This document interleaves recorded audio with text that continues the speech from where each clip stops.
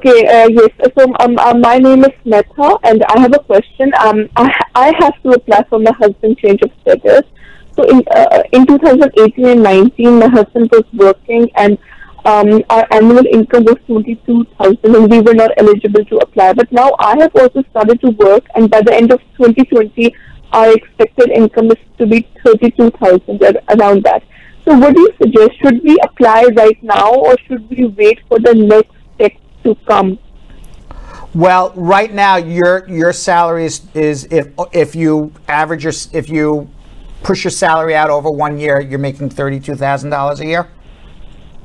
Because I have just started to work, so by the end of 2020, then our salary will be around 32,000. Is that 32,000 you would have earned in 2020, or if you, yes.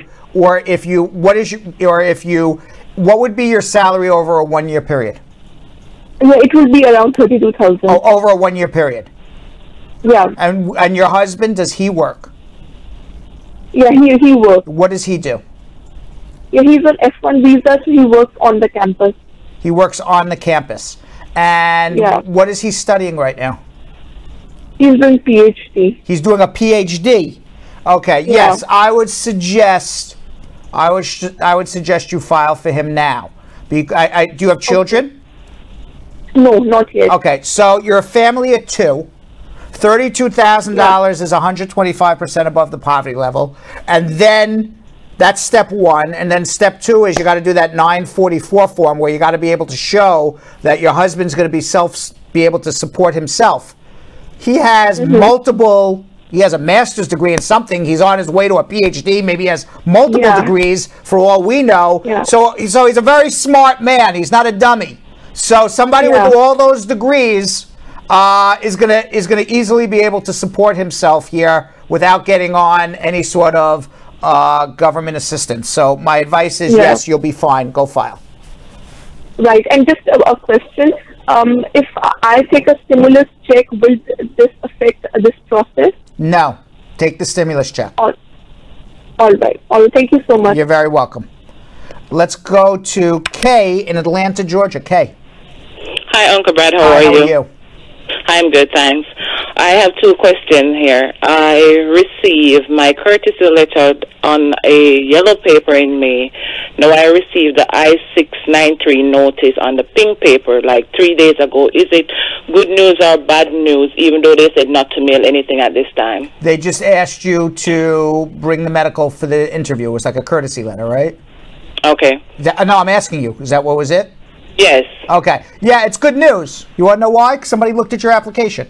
So you know your application was looked at. They reviewed it, and the only issue they had was bring a medical for the interview. So that's good. That means you're in process. Okay. And my next question is, my husband is a U.S. citizen. He's doing the adjustment of status for me and our daughter, but her passport is expired. We want to know if we should do anything before we go for any interview or anything like that. Well, when you go to renew her passport, do you know if your country is going to ask for the old passport back? I'm not sure. The passport that she has is a Jamaican passport. Okay, so go renew the passport, as long as you don't have to give the old one back, because she's going to need some sort of photo ID, and I don't want to get an interview for you, and then she has no photo ID. So you're better off to take it. You would have to bring in the old one. I called the office. Right, that's what they said. Right, but ask them if they take it back or you can hold the old one. That's the key thing. Okay, so what if? If you can hold the old one, then I would get a new passport. If it's a situation where you got to give the old one back, and it's going to be months. I mean, if you're going to get a new passport in 2-3 weeks, I don't see a big deal about that. But if it's going to be 6, 9, 12 months, I don't know what off the top of my head right now what the Jamaican consulate's doing in terms of processing for passports. They're saying it's over 3 months. If it's over 3 months. Yes. You're taking a risk, because if you get an interview in the next 3 months, your daughter has no photo ID. Right, so can I go with the old one then? You can go with the old one, yes. Okay, Uncle Brad. All right? Okay, and thank you. You're very welcome. In Lakewood, Florida, Greg. Greg.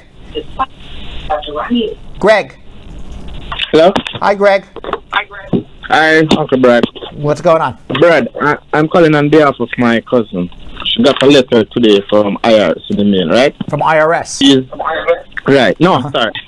From USCIS. Okay, those are two different groups here, all right? Yeah, all right. So you got a letter from USCIS, okay.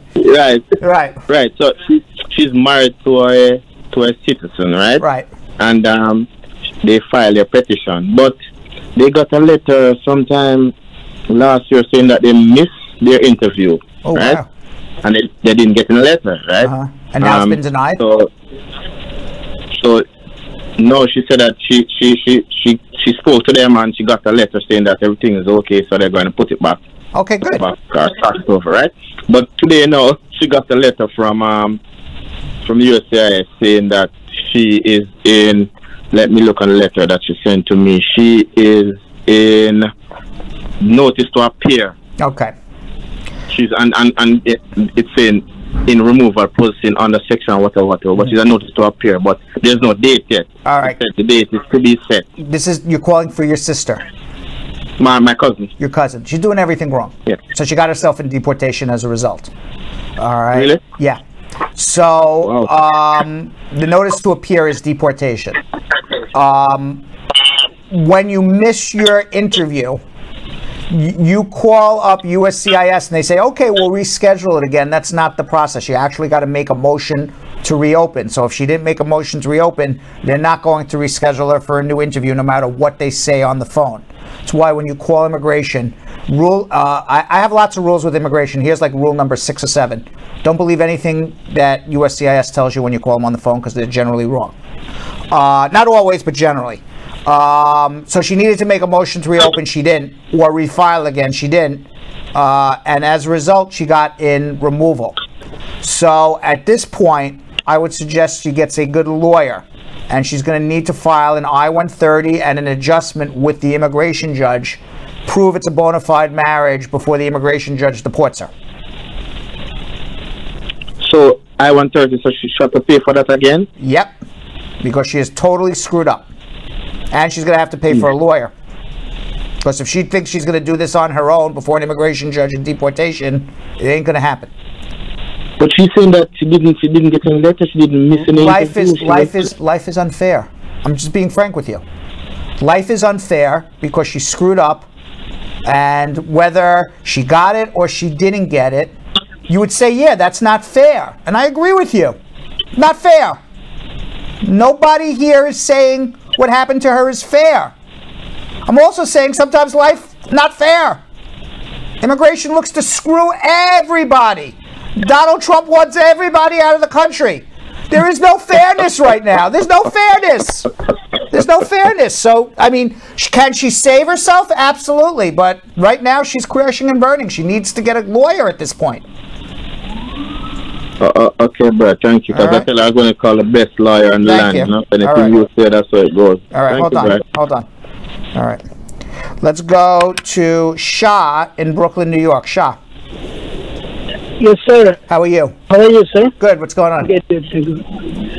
My question is, my immigration process is still in process. My wife applied for me.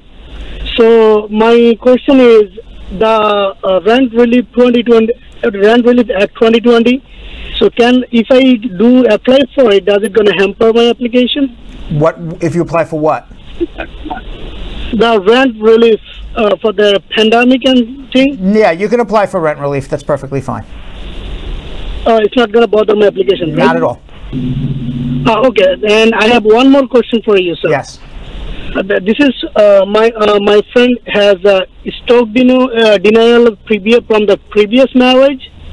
So now he's in affair and he wanna go for the new marriage and thing.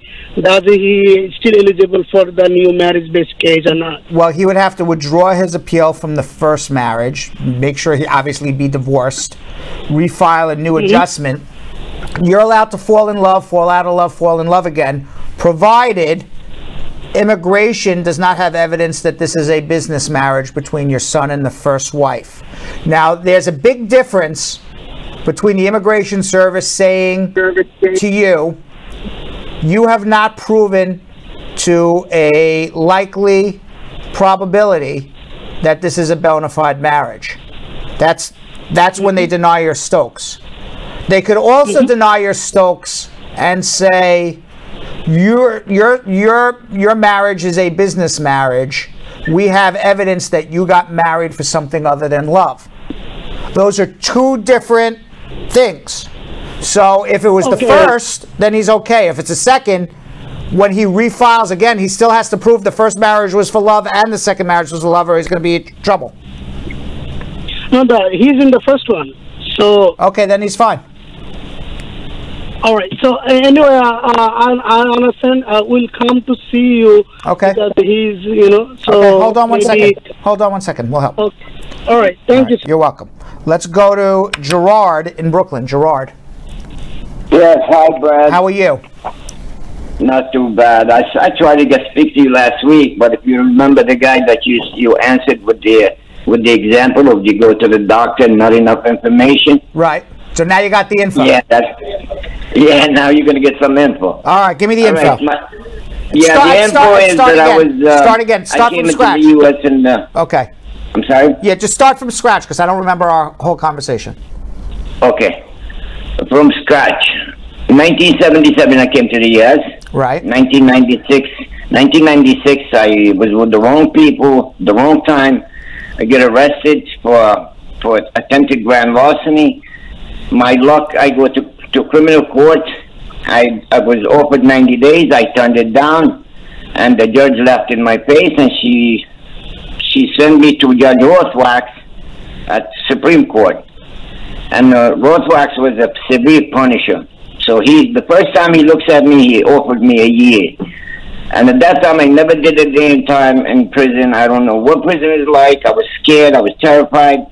So, but even the lawyer, my lawyer advised me to take it because this judge was like, he was known, if you forget. This was 1996. Yes. So what did you end up pleading? Did you plead guilty to something? Yes, I pled guilty to the charge, which is attempted grand larceny. And you went to jail for how long? I was sentenced to a year, but did 8 months. You know that. Okay. So when you plead guilty, let's just stop there for a second. When you plead guilty to a theft, which is larceny, or an attempted theft, and you pled guilty to attempted grand larceny, which is an attempted felonious theft, and you are sentenced to 1 year in prison, even if you only do 8 months, but the judge gave you a year, you are now an aggravated felon. Right. Okay. That's what it's considered. Right. Yes. So now you're in America. You're calling me from New York City. Yes. From Brooklyn. You were released from jail. Nobody came to get you? Well, I was released because they never even, when I was sentenced at court, they never warned me of immigration law. Right. Because I would afford it. Right. Okay. Now, my question is, you went to jail for 8 months. At the end of those 8 months, did immigration come knock on your jail cell before you left? Yes. No, they did. Yes.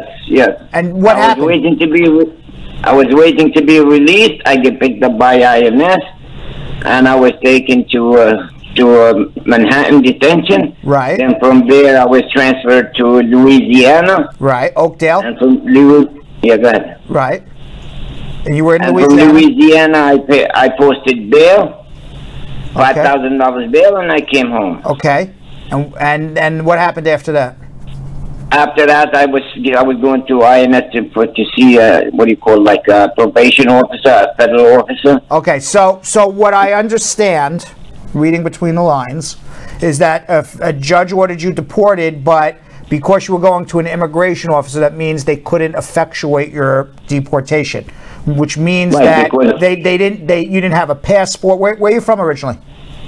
I'm originally Palestinian. Okay. Oh, okay. So you had no country that would take you back. You couldn't go to Israel. No state. Right. You're stateless, which is why you can't. They couldn't deport me. Correct. All right. So now, and at that time, Gerard, you had a green card, right? Yes. Okay. And were your parents citizens before you were 18? Yes. They were? Yes. And you had a green card before you were 18? No, after I was 18. I came in at I came in at 18. At that time, they used to give you the green card and the Social Security at the airport. Right. So is this your only conviction, this aggravated felony? That's the only, that's the only one. And this happened where? It happens in New York City. In New York City. All right. So this is my advice to you. Okay. Right. We need to go back to the district attorney in Manhattan and ask them to vacate your conviction or mitigate the sentence on your conviction, to turn your conviction from a felony to a crime of moral turpitude, simply out of fairness. You know, I just said to the last caller, there's nobody said life is fair. And again, by one day, if the judge sentenced you to 364 days in jail and not 365 days in jail, guess what? You would have been a crime of moral turpitude. It would not have been an aggravated. By one day, 24 hours difference. Brad? Let me just finish. By one day, 24 hours would have made the difference between you going through deportation, having an order of deportation, having your green card taken away. You have to go see immigration every year for the next 20 years to try to deport you to a country that won't take you, versus if the judge has sentenced you to 364 days, it's a crime of moral turpitude that happened more than 5 years after your entry. It's not even deportable. You wouldn't have even been in deportation over 24 hours. Right. So I think in these circumstances, you got to go back to the DA and say, hey, look at how unfair this was. Let's do something about it. And then if we can do something about it, then we can go back to immigration and do something about what you're going through right now. Okay, but this is what I'm going to tell you, Brad, that I did hire a lawyer and tried to reduce my sentence after George Roswell died, and I tried to get that one day off. And they said they could not do it because they couldn't overrule Judge Roswell's decision. All right, we have to go through the DA and get them to agree. Okay, so all right, so it's not going to be through a judge, but if all the parties agree, then the judge says, "What do I care? I'll sign off on it." Thanks for watching. For more Brad Show Live, like and subscribe to our YouTube channel.